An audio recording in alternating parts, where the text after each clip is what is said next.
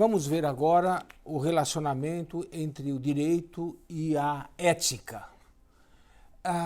De novo, vamos voltar para aquele primeiro ponto dessa tendência humana, tendência natural, pelo menos na sociedade moderna, de ver a lei como instrumento do poder. A lei é a forma que o poder tem, é o mecanismo que o poder tem para se perpetuar. Infelizmente, isso é useiro e vezeiro na nossa visão de lei e, infelizmente, também é useiro e vezeiro na prática política hoje em dia.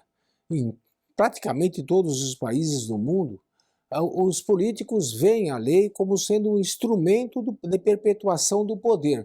Eu vou manipular a lei, eu vou trabalhar a lei, eu vou dar um jeito para que a lei me favoreça, primeiro no sentido de eu manipular os outros, segundo no sentido de eu me manter aqui no poder, de eu me enraizar no poder.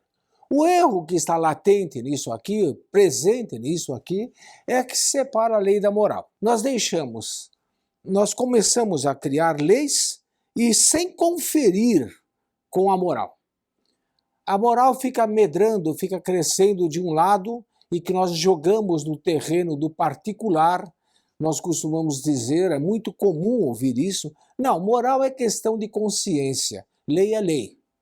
Lei é pública, a moral é questão de consciência. O que é um grande absurdo, porque o homem não pode viver para dentro de uma forma e para fora de outra. O homem é uma unidade só. Nós só temos um raciocínio, uma razão, um coração, e nós não podemos agora seguir uma moral interna e uma lei externa diferente da moral. Ou existe harmonia entre um e o outro, o homem rebenta, o homem se quebra.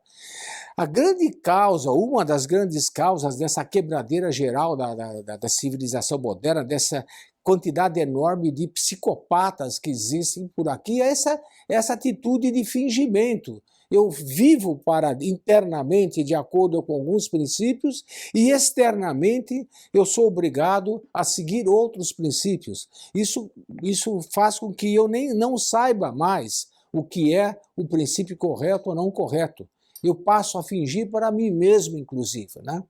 A consequência da separação da lei e da moral, uma das consequências é que começam coisas justas, de acordo com a moral, elas se tornam ilegais, porque a lei diz o contrário. Né? É muito comum leis que coíbem direitos do homem que são direitos justos, como, por exemplo, o direito de reunião, o direito de ir e vir, ou o que está na moda atualmente, está se falando a cada instante, a ideia de que os pais devem ou não educar os filhos. Quem é que tem autoridade sobre os filhos? Quem é que deve reger a educação dos filhos? E há toda uma tendência de jogar isso nas mãos do Estado e tirar da mão do pai.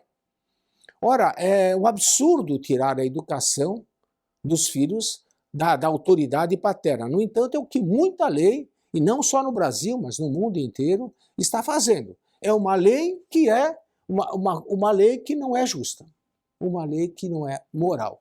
E também acontece o contrário. Coisas que são legais, mas são injustas. Como, por exemplo, as leis raciais na Alemanha nazista eram leis.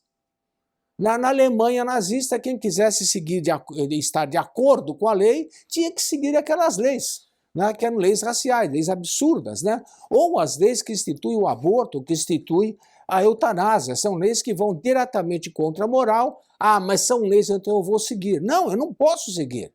Eu não posso seguir porque isso instaura uma contradição dentro de mim mesmo. Não pode haver contradição, não pode haver choque entre a lei e a moral.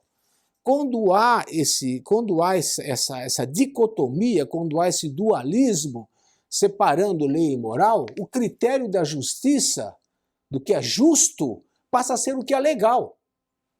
E se instaura, portanto, o Estado policial. O Estado policial que diz deve ser seguido assim, e isso é legal. Por quê? Porque está escrito. Se a moral não interessa, né? Basta que tenha sido escrito. Então, nós temos no século XX uma colheita nefanda de estados absolutistas que trabalharam todas das tendências, tanto de direita quanto de esquerda, que trabalharam com essa ideia. Legal é aquilo que o Estado quer e não aquilo que está de acordo com a moral. O comunismo, o nazismo, o franquismo, os regimes da China Vermelha, do Camboja, da Coreia do Norte, todos eles trabalhavam com essa ideia. Trabalham ainda com essa ideia. A ideia de que o que interessa é a lei. A moral não faz parte da vida pública. A moral é algo que deve ser visto em particular. Quando também eles não controlam, não tentam controlar até mesmo a vida particular das pessoas, né? O governo dos seres racionais, os seres humanos, deve ser feito de acordo com a razão. A razão, intrinsecamente, é de acordo com a moral. Portanto, a lei é moral ou ela não é lei. Né? A moral, quando não é assim, a moral passa a ser uma coisa estranha à vida social. E surgem absurdos, como, por exemplo, o critério da maioria. Como é que nós vamos executar tal coisa? Vamos fazer uma votação. O que a maioria decidir está certo. Não, não está certo. O que a maioria decide pode estar certo e pode não estar certo. Estará certo se estiver de acordo com a moral.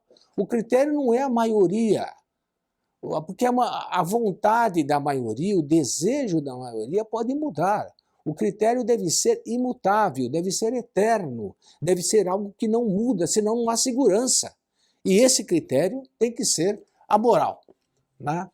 Ou a legislação está a serviço da justiça, ou a legislação não cumpre o seu fim.